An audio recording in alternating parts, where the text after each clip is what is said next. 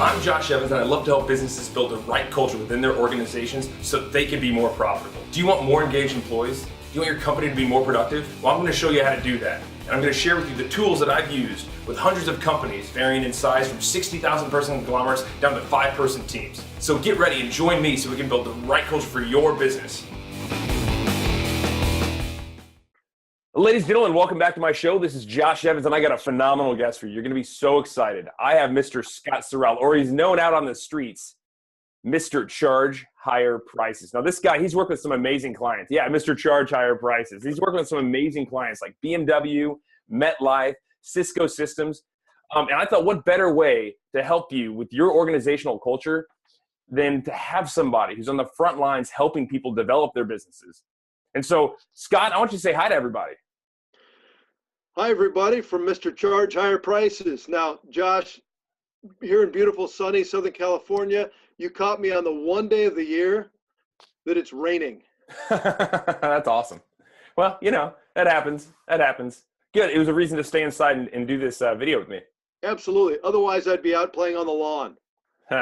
Well, fantastic. Okay, so I'm just going to dive right in, Scott. We've worked together at a couple of different conferences now. And the last time we discussed doing this podcast, it was like midnight after the conference over a beer. I said, you should just come on my show. What do you think? And you're, yeah, hit me up. And then lots of crazy things happened since then. But yeah, obviously I had too many beers. Otherwise, Josh, I just wouldn't be here. You wouldn't have agreed, huh?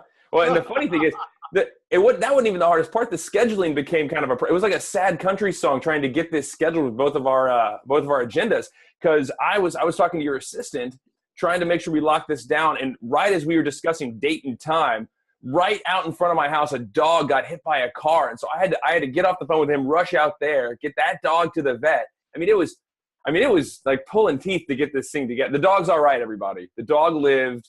He had a broken leg. He's okay now. Yeah, because Josh, the sad part wasn't the dog. You saved the dog. The sad part was that the adrenaline completely wiped your memory. And so I'm on the line.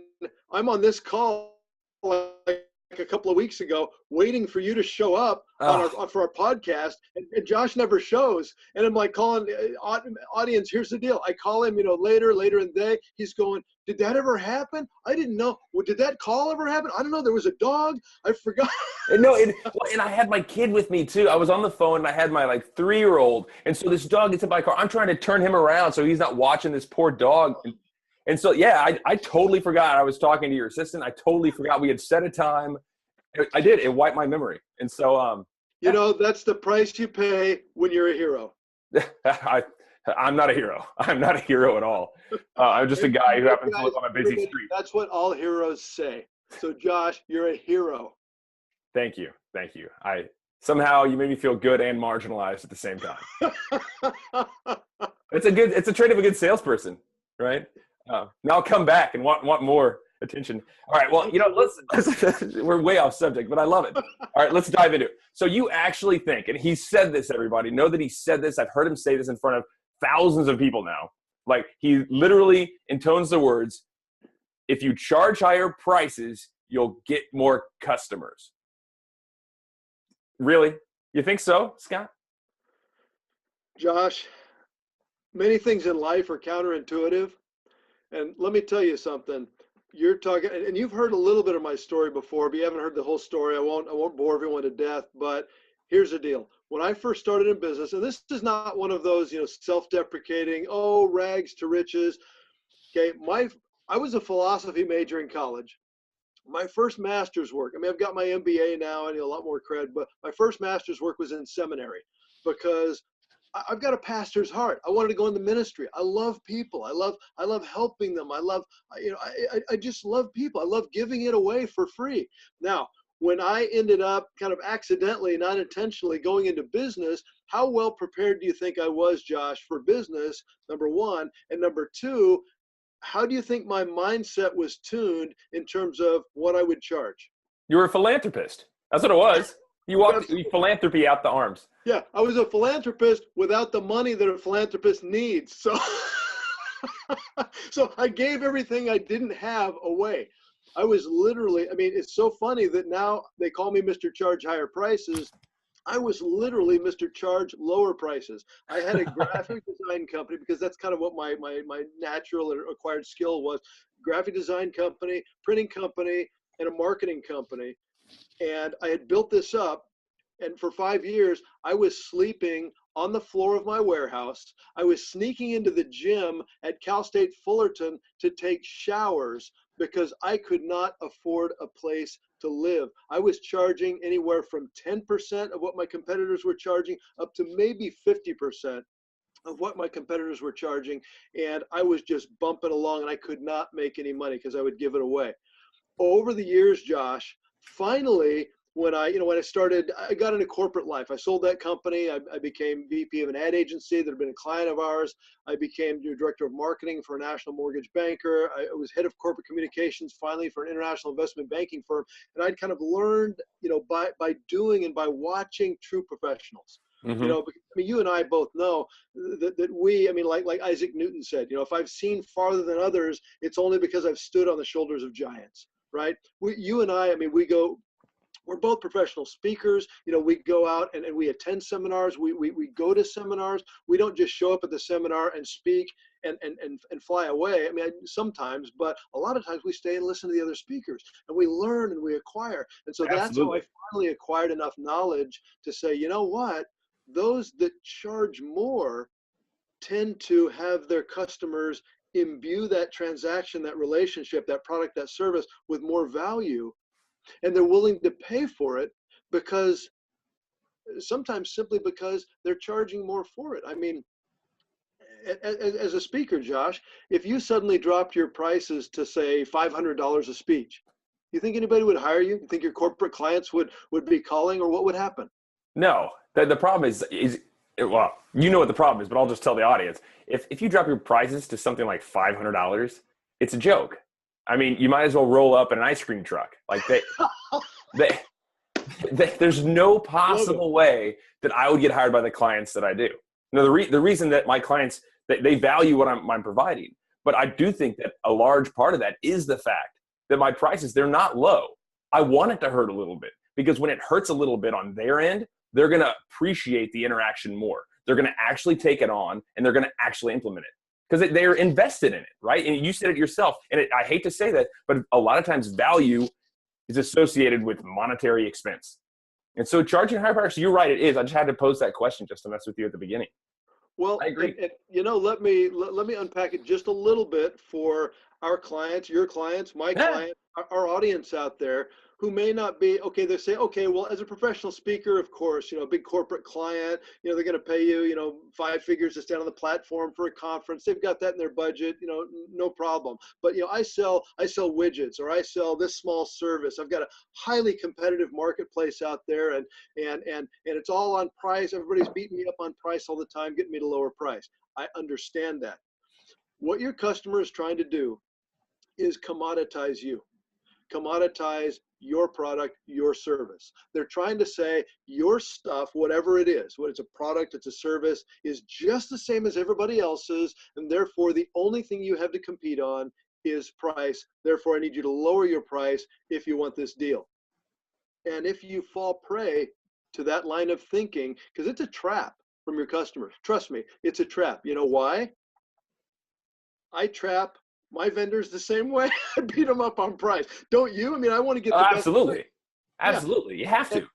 And if they don't have the professionalism to know how to quantify their value in such a way that it's not just this, but it's bigger and bigger and bigger, so that I finally understand the difference between their product or their service and the competitors, and not just the thing itself, but the service it's wrapped in, the relationship, the longevity, the quality of the overall long-term interaction. It's going to be of value to me.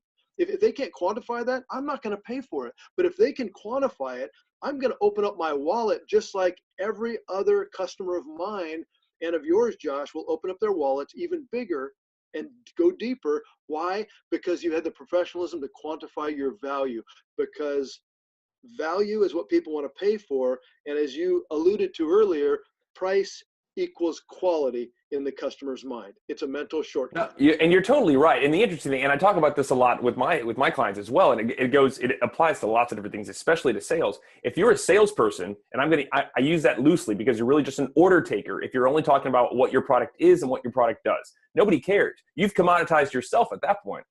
You got to get to meaning, right? It's what it means. What is your product, your service going to mean to me, my organization, to my clients? Once you get there, if you can get there, then you're in my heart, right? And then I'm invested. Yes, okay, it's probably worth the amount of money you have there. It's not just a price, because then you're not comparable to everybody else with the same widget. Because then it's not the same widget. You've provided a deeper meaning to it. That's awesome. Can you give me an example of sometime when you've applied this methodology with one of your clients, or maybe with or something you've been selling? Give me an example of somebody that was charging low prices and then turned it around and was able to see that flip so quick. I've heard a few of the stories, but I'd love for you to share one. Josh, I think this is a story you may not have heard before, and it goes back about 10, 12 years. This gentleman that I started consulting with, matter of fact, I've got a program like what I call a 60-day intensive. It's part of what I call my Charge Higher Prices University. And in 60 days, we take your company, your product, your service, and we skyrocket it. And what I'm able to do is take all the stuff that I teach, my corporate clients on a large level, and I and my team infuse it into small and mid-sized businesses, and we just like I said, skyrocket the results. It's just phenomenal. And we've got it systematized to where, instead of paying 20 or 30 grand, which would normally be, it's like $5,000. So the ROI is great, because this is one of the guys that matter of fact, in 1 week, this is what we did. It didn't take 60 days for this guy. 1 week. Here's what we did.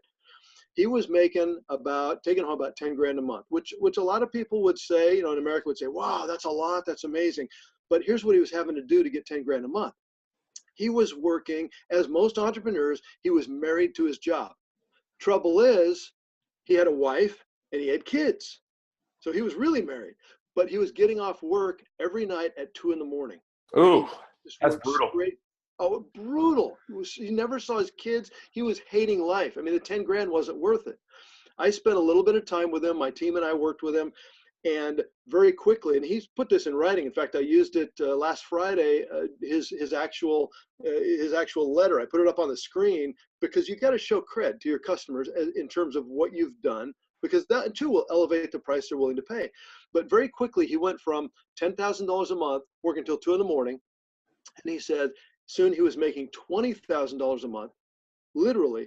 And he was getting off every day at 2 p.m. and picking up his 2 little girls from school. Oh, wow. It was phenomenal. So what did you do? Dive in. I want to hear something like that. What are some of the nitty gritty things that you made him change about his business to fix it? Josh, without giving away the whole university. Yeah. If I told you all that, I'd just have to charge you so much money for this podcast. Anybody can tell me how to charge higher prices. Yeah. That's me commoditizing you. Charge higher prices. So, one thing I started doing, one thing that made a big difference. Okay. Was I just told him, and I helped him do this, and he finally did it. Now, this is a huge secret, Josh. I mean, I got a pen. I'm going to write it down. Yeah, it is. Now, I don't want you to so don't put this podcast on the internet, because people will learn this stuff. Just people that come over to my house can play it for them. Okay, yeah. This is just one of the things I had him do. This is just one, but one thing I had him do was this. Listen closely. Are you taking notes? Yeah. I got a pen right here. I had him raise his prices. He raised his prices. Shh. Oh, sorry. He raised his prices. Raised his prices. Now, he was scared to death. He thought his customers would all go away. And guess what? More customers started coming in, because when you increase price, you increase demand. He raised his prices. He didn't realize that his customers had a higher WTP, willingness to pay. And what I work with on the part of my clients is I help them increase the perception of value on the part of their customers, so it increases willingness to pay, the WTP, on the part of the customers. That's awesome.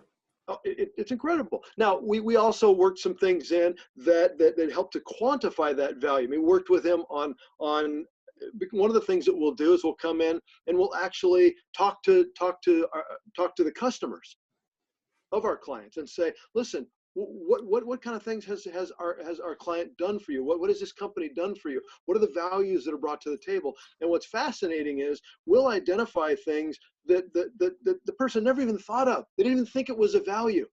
So you're helping them quantify their own value. Yeah. Personally, I love it. But you're asking their customers to quantify their value because they're just too darn close to it. No, that makes perfect sense. Perfect sense. That's awesome. Yeah. And we taught them how to create different offerings that had different levels. We taught them how to adjust the order in which he presented his offerings to maximize where people would buy in the, within the range. I mean, there's just so many things that I've identified more than 80 different techniques, methods, strategies for getting customers to pay more than they thought they were going to pay, but still be happy they did so. Now, I don't have to use all 80 with my clients. There's no possible way to. I mean, if we put 3 or 4 or 5 into practice, those things compound and it just skyrockets their results. It's phenomenal. Absolutely. And I think there's a huge value to giving people choices. If you walk in, you're like, okay, look, this is the price. That's it. It becomes a binary answer to them, right? It's a yes or a no. I think offering them options behind it, right? Like this one, or this one. And that way they don't feel like they're either fully committed or not committed, right? I know you talked about positioning and pricing. Talk to me real quick. So when you add, how many options do you think you should give any client? Well, most. What do you think is the best number? Right. Well, and it is a prime number. It's yeah, going all the way back to what is it, algebra? Yes, something calculus, a prime number. Yeah. But no, I mean a lot of our and what's interesting is most of the companies we work with, they have a lot of different options that they can provide, but for any particular prospect, they'll offer one option. They'll say, this is your solution, yes or no. Like you say, binary, yes or no. It's basically a closed-ended question at that point. Is it yes or no? Well, it stops the discussion. Right, exactly. And you want to give them a choice of multiple yeses. And so what I find is, and what research shows, because what I do, everything's based on research. I study, I'm also a professor. Well, what's hilarious, Josh, is I'm a professor at Cal State Fullerton, the very school where I used to sneak into the gym to take showers because I couldn't afford a place to live. I'm now teaching marketing and sales courses to MBAs and undergrads at that school. That's awesome. Do you still shower there? No, I'm just joking. What's that? So do you still shower there? No, I'm just joking. No, I've not showered there. But what's fascinating is that when we take our offerings, and we say, you know what, we're going to offer a low-end package, we're going to offer a mid-range package, we're going to offer a high-end package. What's fascinating is the research shows that buyers tend to gravitate to the middle of your price range. They'll go to the middle, and that very top offering is what brings them to the point of saying, well, I want that top offering. Wow, it's pretty pricey, but it's got all the bells and whistles I want. I always say it's got the bells and whistles, got the whipped cream, the nuts, the cherry on top. It's got the concierge, red carpet service. I mean, you name it. You went back to the ice cream truck. Yeah, exactly. But they say, wow, it's a little rich for my blood. I'll settle for the middle option. I'm certainly not going to the. Nobody wants to be cheap. Nobody wants to be cheap. Yeah. Well, right, because it's stripped bare. It's naked. I don't want that one. It doesn't have any features. I want to get the benefit of at least some of this top end. Now, here's what I want to emphasize for your audience, Josh, and that's this: don't create options that are above, say, your base option. Don't create higher end options that don't have a lot more profit in it than the bottom end option. Okay, you don't want to just add, it cost me $50 more to offer this, so I'm going to charge $50 more, or it cost me $50 more and I'm going to charge $75. It's more like this: it cost me $50 more, I'm going to charge $200 more for it. The top end cost me $100 more, I'm going to charge $1,000 more for it. Pack, plenty of profit. That's a lot of P's. Pack plenty of profit into your prospects, prospective choices. I was wondering how long you keep that going. You're cruising with it. You're cruising with it. Yeah. But you know what I'm saying? You don't want to give people too many choices. I mean, you can get, I've found that you can give up to about 5, and they'll be cool with that. If you start giving more than 5, what happens is what I call the Baskin Robbins effect. Nah, I don't know what I want. What am I gonna order? Yeah. Exactly. I agree. All the kids, remember the last time you took your kids to Baskin Robbins, 31 flavors? How long did it take to get out of there? Yeah, I don't even want to talk about it. And it was all the research says, because they did this study, and they did a study with menus, like restaurant menus, and people who have fewer options walk away much happier from any situation. They're much happier with what they receive. The problem is you get, I'm using menus as an example, but these menus that are overburdened with all this stuff, you're searching around, you don't know what you want. You have 16 different things. I could get that. I could get that. No matter what, even if it's the perfect meal for you, you still feel like you settled for that meal.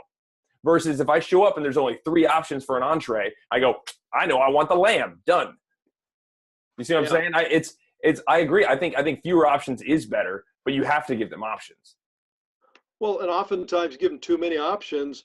And you know, in sales, Josh, because you're a sales professional. I mean, you have to sell your services. I mean, the corporations. I was in hardcore technology and oil and gas sales for a dozen years. Yeah, absolutely.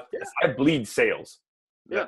Well, I mean, if you give, no matter what's the customer always going to say? Oh, I got to think about it. Oh, I have to think about it. Oh, I'll get back to you. I have to think about it, right? I mean, that's a classic objection, the classic stall. Right. Here's the challenge. It's usually a smokescreen. But when you give them too many choices, the I have to think about it objection, that's real. They have no idea how to make a choice because you have to assemble a team to sort through all these options. Yeah. Yeah. So, and here's what's fascinating, and they've done this research in the auto industry and others, that when customers pay a higher price for something, there is a higher CSI, customer satisfaction index. Exact same car, same color, same options, you name it.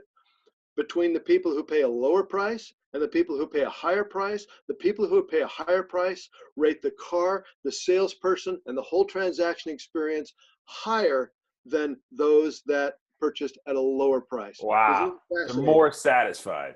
Yeah. I love it. It's funny. Isn't it funny how all the complaints come from the customers that spend the least amount of money with you? Have you noticed that? I've got a whole lesson on that. It's true, though. It's true. It's the people that, and I used to work in technology, so I sold software and stuff, and it was always the people that spent the least amount of money with us that would blow up our support line all week. They don't spend any money, and they're just wasting our time. It's the people that spend, $6-7 million a year with us that you just, no, we got this, thanks.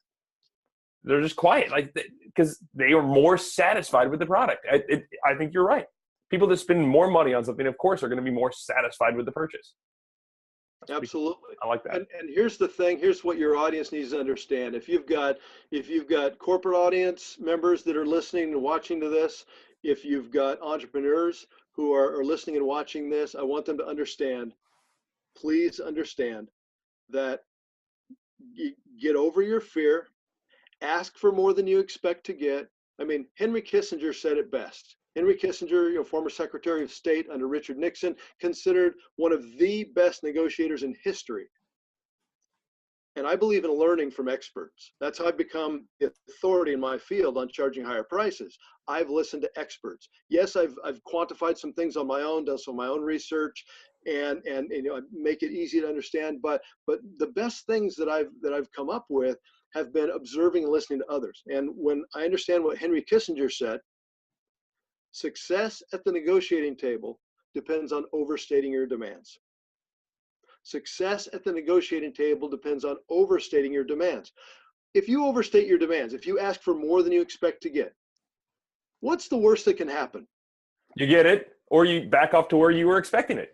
Well, yeah, the worst that can happen is they can say no, and typically that's not a no. Typically, then that gives you room to negotiate, compromise, find somebody. But at least it's not going to be the lowball number that you were going to settle for originally. You overstate your demands. Josh, what's the best thing that could happen? You get it. Yes. They say yes. Absolutely. And you go, I can't believe they, now wait to do the happy dance until you drive away. Yeah, don't do it there in their office. No, and Don't do it. that's right along the story that I've often used about 2 cookies. When I was a kid, I wanted a cookie before bed, and so I approached my mom to ask her for cookies. You've heard this story, but I'll tell my audience. I asked my mom, hey, Mom, and I knew that I had to increase my odds of getting this. So I got her alone, knowing that she's more susceptible to me. She's alone. But then I knew I couldn't ask for 1 cookie, right? Because it's just one option. It's Josh, you're manipulative. No, I'm smart. There's a difference. But no, and I go, can I have 2 cookies before bed? And she goes, no, but you can have 1. I was like, all right. I did the happy dance, took off running, and she stopped me. And she was really confused by it because I was still happy, even though I didn't get what I wanted. I got what I actually wanted. I didn't get what I asked for. I got what I wanted. And she goes, you know what? Because you were still so excited, you can have 2 cookies. I got both cookies because I asked, or I got that top end. I wasn't expecting 2 cookies. I just know I wanted to leave room to negotiate to the 1 cookie that I really wanted. Yeah. You know, my son does that right now. When it's time for us to go get ready for bed, he'll be playing with his toys. He's like, all right, hey, 2 minutes. We got to go upstairs for bed. And he goes, no, Daddy, 10 minutes. No, 2 minutes. 10 minutes, Daddy. I was like, okay, fine, 5. Okay, and he'll go back to play. He's like, this little kid just charged higher price than me. Like, oh, he's too good at negotiating. I'm gonna have to take your class to like defend against it. But well, that's one thing. That's one thing about having done so much research in things like psychophysiology and behavioral conditioning and conversational linguistic analysis that I do, because I study these PhD journals and I learn consumer behavior and these persuasion techniques, and I boil them down. And what's cool about learning how they work is that I've also learned the defenses to them as well. So the offensive side I use on my customers and teach them to do that. The defensive side I teach them to do that on their vendors. Nice. So you not only can use the catapult, but you can build a wall. I like it. Absolutely. I may be Mr. Charge Higher Prices, but anybody who knows me very well will also tell you I'm Mr. Pay Lower Prices. I love it. Well, man, this is awesome. So I want to ask you, because I know we're getting closer to the end, but what is the one single piece of advice? If you could pull somebody aside right before they step into some sort of a business development or sales role, and you could give them one single piece of advice, what would you grab them by the shirt and yell into their face before you push them into their work? Wow. One thing. Probably that one thing, if I haven't had a chance to prep with them on, creating multiple tiers of options, et cetera, I would say this. I'd say, what are you going to ask for? And they'd give me their number, and I'd say, okay, I want you to take that up by 25% or 50% or whatever it happens to be. Ask for more than you expect to get and do this. And I have a hard time with this too. So I'm giving advice that I give myself all the time. And that is this: ask it with such casualness, with such confidence. Ask it in such a way that it looks like you don't even care whether you get the business. You can be desperate. You can be one check away from living on the street, and yet you ask it with what the classical Italians called sprezzatura. Sprezzatura is what the old courtiers in the French court. It was a studied nonchalance. It was they're manipulating, they're scheming, right? They're trying to get close to the king. They're trying to get the king or some lord, to do something for them. But it's this practiced, studied nonchalance that was so casual that it was one of the hallmarks, they say, of these courtiers. So I would say, as terrified as you are inside, never let them see you sweat and never let them see you salivate. And when you ask for that number, expect to get it, and you'll be amazed at how many times you do. No, and I agree. I remember the first time I raised my prices for my speaking fee, and I just said, to, like, well, what do you charge? I go, this. And they just go, okay, that sounds fine. I was like, how much money have I been missing out on for years? Ridiculous. Josh, it's all in the confidence, right? I'll take that one step further. Here's the question you should have asked. If they said yes that easily, I know. how much money would they have been willing to pay that I didn't just ask for, because what you just experienced in negotiation is called the winner's curse. Oh. Winner's curse is when they immediately say yes. Oh, I know. You know you left money on the table. Oh, that's terrible feeling. I want to get some pushback. At least that's what I know. I have to start selling. Then you're bumping up against the top of their ceiling. Yeah, no, I agree. Yeah. I agree. But I was so excited to get it at the time. It was, well, what are you gonna do? Anyway, hey, so John, Scott, go ahead. I just want to say, before we close, as you know, at the last conference that we were at, I produced this phenomenal poster with a bunch of. It was, and I have one, and I lost it. So you may not know this. During the hurricane, this whole wall got taken out by the hurricane, like by rainfall. And so I just had it rebuilt. And so everything in my office was boxed up, including your poster. And so I haven't been able to find it yet. But I have it here somewhere. If not, I'll just call you directly and ask you to read it off to me. But no, yeah, this poster is phenomenal. Do you have a copy with you? It's got these amazing, really neat tips for sales and negotiations. And it's actually pretty awesome. It really is. Yeah, it's a big laminated, 13 by 18 poster. Unfortunately, I can't mail it to everybody, but here's what I can do. I wanted to give it as a gift in PDF form. Oh, yeah, sure. Oh, that would be great. How can they do that? Okay, good. I'll give you, as a matter of fact, my assistant, you know what? What? Why don't you stall for a moment, because Okay. I know what they're supposed to. Matter of fact, supposed to text something to somebody. Right. So Okay, perfect. This is the part where I sing anyway. Right. So they're going to text the word Josh Poster, all one word. Josh Poster. Josh Poster. And they're going to text the word Josh Poster with their first name and text your email address, because we're going to send it to you via email. Josh Poster, your first name and email. Don't put your last name in there, because that'll kind of screw up the system. So Josh Poster, first name and email address.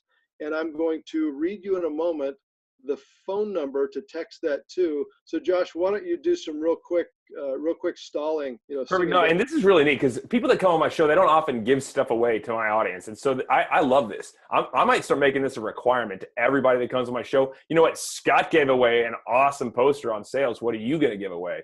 You should give away 2 things. All right, I'll give them 3 options. So you can give away 3 things, you can give away 2 things, or you can give away 1 thing. What do you want to do? And then they'll be giving away 2 things, because they go for the middle option. I love it. I love it a lot.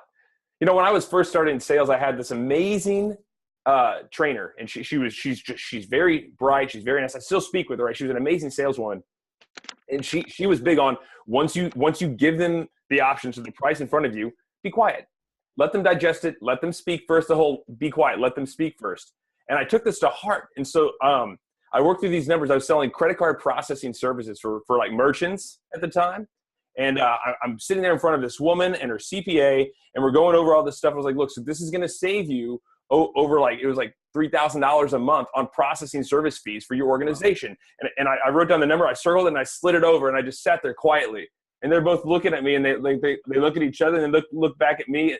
And the guy, he leans in, he goes, so what do we need to do to make it happen, Josh? Oh, sorry, just sign here. That's all. So I had sat there for 2 minutes, just quietly, not knowing that they'd already been closed. It's just funny. Those little things like that. It's just crazy in the sales world. Anyway, do you have your number, Scott? You ready to hand it? Okay. I do. You're gonna text. So the number to text that to is area code 206-202-0452. That's 206. Why don't you just hold them up like this? Why would you? 02-0452. And again, just text the word Josh Poster, all one word, first name, and your email address. And my assistant, they will email you a PDF of I think it's 13 by 18, big poster. So you can print it out on your large format printer.